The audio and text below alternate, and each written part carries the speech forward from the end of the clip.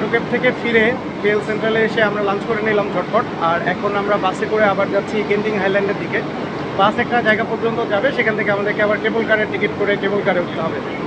এবং মজার বিষয় হচ্ছে যে এই বাস স্টপটাও আমরা খুঁজতেছিলাম এদিক ওদিক। আমাদের ধারণা ছিল যে এটা মার্কেটের আশেপাশেই, বাট ইনফ্যাক্ট এটা হচ্ছে মার্কেটের গ্রাউন্ড ফ্লোরে। সো আমরা যদি মার্কেট থেকে সিঁড়ি দিয়ে বা লিফট দিয়ে নিচে নেমে আসি তাহলেই কিন্তু আমরা বাস স্টপে চলে আসবো। তো এইটা খুব মজার একটা ব্যাপার, কেএল সেন্ট্রালে থাকলে shopping, bus station, train station সব কিছু একই জায়গায়। গেন্টিং হাইল্যান্ডে এসে আমরা আজকে কিন্তু লাকি, এখানে খুব একটা ভিড় নাই। আমরা অলমোস্ট সাথে সাথেই টিকিট কেটে গন্ডোলাতে উঠে পড়তে পারলাম।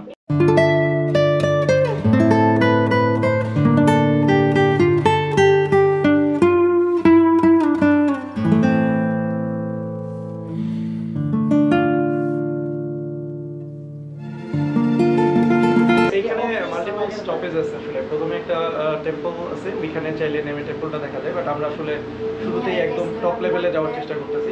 ওইখানে বড় বড় মার্কেট, শপিং মল ইত্যাদি ইত্যাদি আছে, ওইগুলা দেখে ফেরার পথে আমরা হয়তো যদি আবহাওয়া ভালো থাকে তাহলে টেম্পলটাও চেক করে যাবো।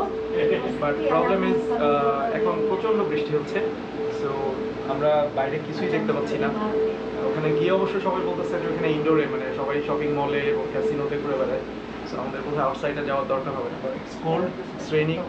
সো এইখানে আসার আগে বৃষ্টির কাপড়, ঠান্ডার কাপড় নিয়ে আসাটা ভালো হবে। This is the last place? Yes, this is the place where Okay, we get down and we check it out. everything here. Already shopping mall ঢুকে গেছি। Yeah, it's a big shopping mall here.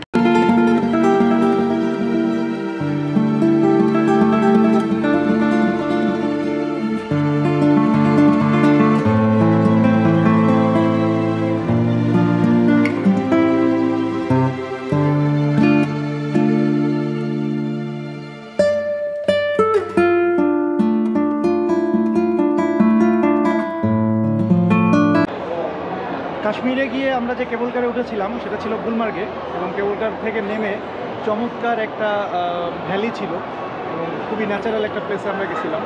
But এইখানে কিন্তু এক্সপিরিয়েন্সটা completely different.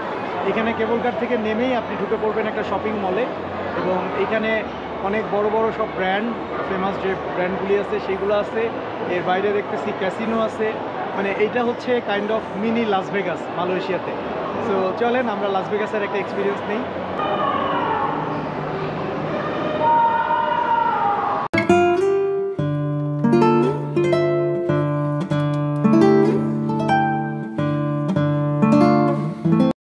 Genting আইল্যান্ডের এই shopping মলের ভেতরে চমৎকার একটা থিম পার্ক আছে, অনেকটা আমাদের বসুন্ধরা সিটির টগি ওয়ার্ল্ডের মতো।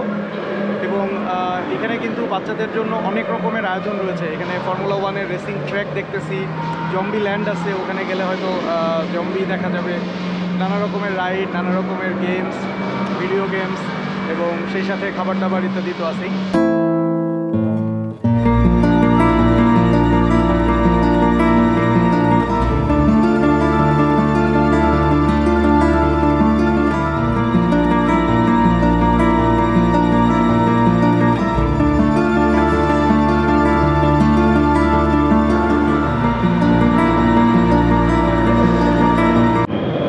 এখানে থিম পার্কের ভেতরে আমি আসলে ফ্রিলি মুভ করতেছি এবং সব কিছুই ওপেন।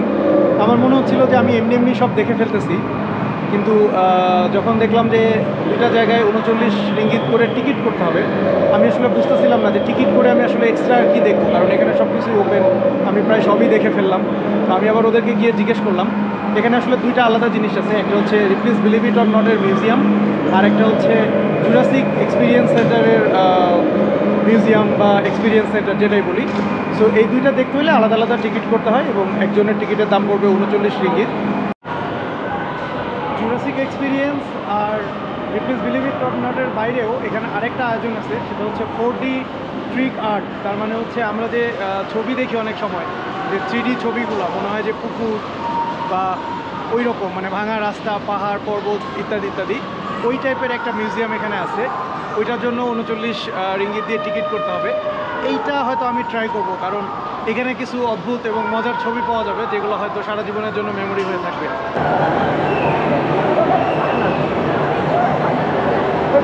লাস ভেগাসের কফি কত দাম হতে পারে? সারপ্রাইজিংলি এই কফিটা হচ্ছে 120 টাকা, মানে 4 রিঙ্গিতের মতো। এখানে যেটা হয়েছে যে এখানে আসলে অনেক বড় বড় রেস্টুরেন্ট, অনেক ক্যাফে, অনেক কিছু আছে। সেখানে যদি যান তাহলে কফি 14, 15, 20 রিঙ্গিত, যেটা অলমোস্ট 1000-1200 টাকা। এরকম একটা দোকানে আমরা প্রায় ঢুকেই যাচ্ছিলাম। শেষ মোমেন্টে আমার যেটা মনে হইলো যে এখান থেকে কেন আমি কফি খাচ্ছি, কারণ আমি দেখলাম যে এখানে ওদের চেইন শপ 7-Eleven নামে একটা চেইন শপ সেটা আছে। এটা হচ্ছে অনেকটাই আমাদের স্বপ্নের মতো, বাট ওরা অনেক processed food, frozen food, coffee, বিভিন্ন রকমের পেস্ট্রি এগুলোও বিক্রি করে।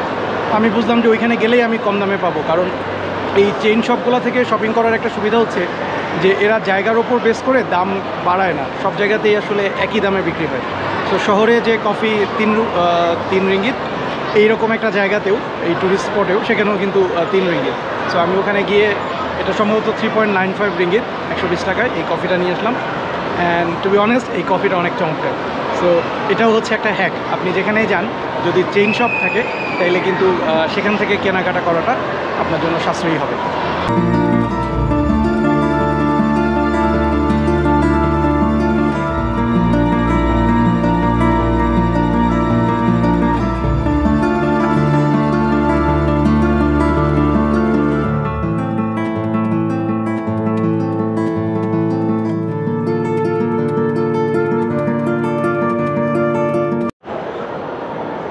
শপিং মল ঘুরে দেখা মোটামুটি হয়ে গেছে। এখন আমরা যাচ্ছি ক্যাসিনো দেখতে, যেটা এখানকার মেইন অ্যাট্রাকশন বলা যায়। জানি না লোকজন এখানে আসলে কী দেখতে চায় বা কী দেখতে যায় এবং তারা আদতে কত টাকা এখানে খরচ করে। আমি কিন্তু 1 টাকাও খরচ করব না, আমি শুধু মজা নিতে যাচ্ছি। তো চলেন মজা নিয়ে আসি।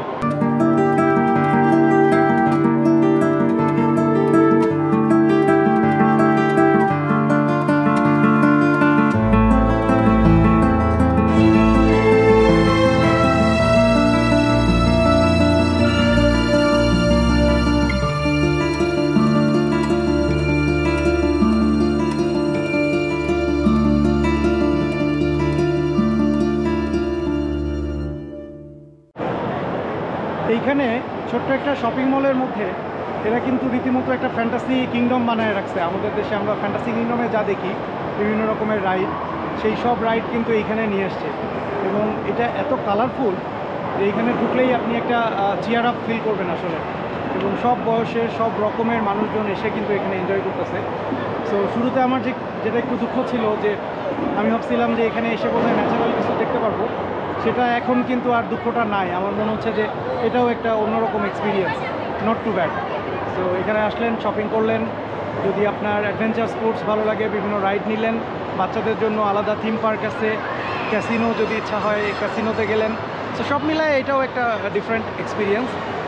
কুয়ালালামপুরে ওই রকম করে আলাদা করে সাইট সিইংয়ের খুব বেশি জায়গা নাই, সুতরাং আপনি যদি একদিন কুয়ালালামপুরে থাকেন তাহলে হাফ ডে কিন্তু আপনি গেন্টিং হাইল্যান্ডে কাটাতেই পারেন।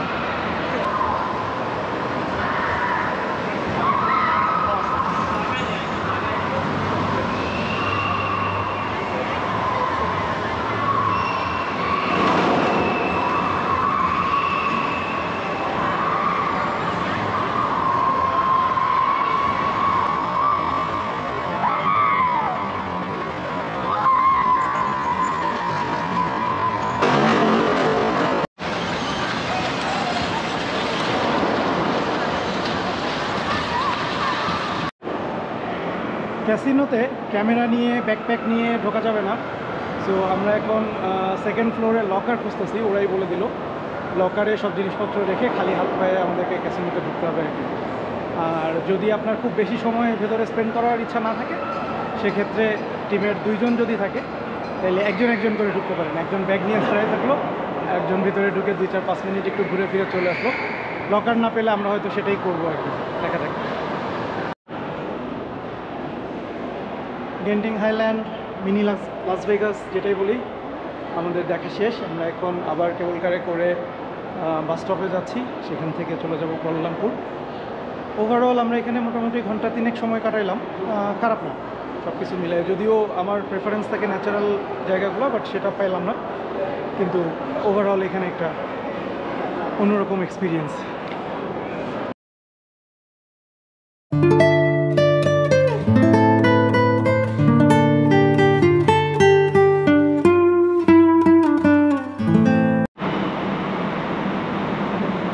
গেন্টিং হাইল্যান্ড থেকে আমরা কেবল কারে করে আবার বাস স্টপে আসলাম। বাট এখানে এসে যেটা দেখলাম যে এখন বাজে 7টা, আমরা 7টার বাসেই চলে যাব ভাবছিলাম, বাট সেটা কিন্তু সম্ভব হইলো না, কারণ 7টা থেকে 8:30 পর্যন্ত যে 4-5টা বাস ছাড়বে কোনোটাতেই আসলে সিট নাই, সবগুলো ফুল অলরেডি। সো আমাদের বোধহয় উচিত ছিল যাওয়ার সময় মানে বাস থেকে নেমেই কেবল কারে ওঠার আগেই রিটার্ন টিকিটটা করে ফেলা এবং সেই অনুযায়ী ওদিক থেকে ফিরে চলে আসা। সো এখন আমরা গ্র্যাব নেওয়ার চেষ্টা করলাম। গ্র্যাব মানে হচ্ছে এদের উবার। গ্র্যাব যেখানে বাসে 2 জনের ভাড়া হবে 20 রিঙ্গিত, গ্র্যাবে সেটা দেখাচ্ছিল 58 রিঙ্গিত।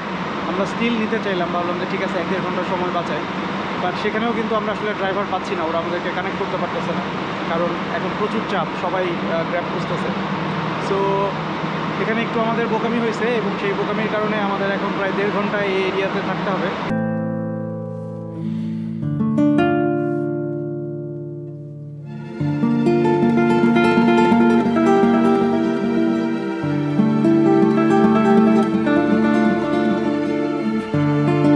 সাড়ে 8টার আগে কোনো বাসে সিট নাই, বাধ্য হয়ে আমাদের এখন 1.5 ঘন্টা এখানে অপেক্ষা করতে হবে। তবে অপেক্ষা করার জন্য জায়গাটা খুব একটা খারাপ না আসলে, এখানে অনেক রকমের শপিং মল, রেস্টুরেন্ট সবই আছে। বাট আমরা চাচ্ছিলাম যে শহরে ফিরে গিয়ে হয়তো আমাদের পছন্দের কিছু আউটলেট যেমন ডেকাথলনে যাওয়ার ইচ্ছা ছিল, সেটা বোধহয় আজকে আর হবে না, কালকে আমাদের করতে হবে।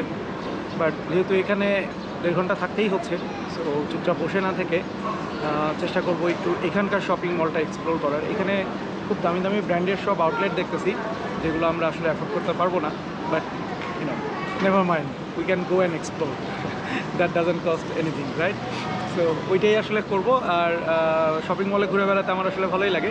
সো যদিও এখন একটু টায়ার্ড, বাট 1.5 ঘন্টা সময় হোপফুলি তাড়াতাড়ি কেটে দেবে।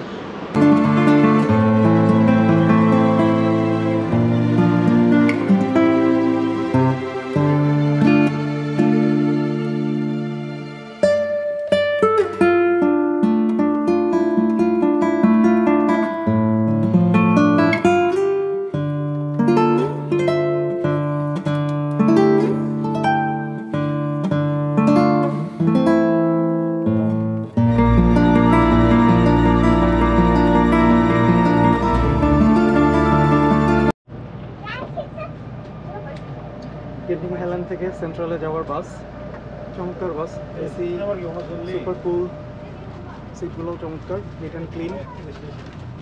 বাসের সবই ভালো, জাস্ট একটাই প্রবলেম, সেটা হচ্ছে সিটিতে ঢোকার সময় বা বের হওয়ার সময় বেশ খানিকটা জ্যামে পড়তে হয়, অনেকটা সময় ওয়েস্ট হয় ওই জায়গাটায়। বাকি সব মোটামুটি বাসে ভালোই, বাট ট্রেনের সব দিকে লাইন নাই, আর কিছু কিছু জায়গায় বা ট্রেনের ভাড়াটা বেশি। সো সেক্ষেত্রে বাস একটু বেটার এবং রিজনেবল অপশন।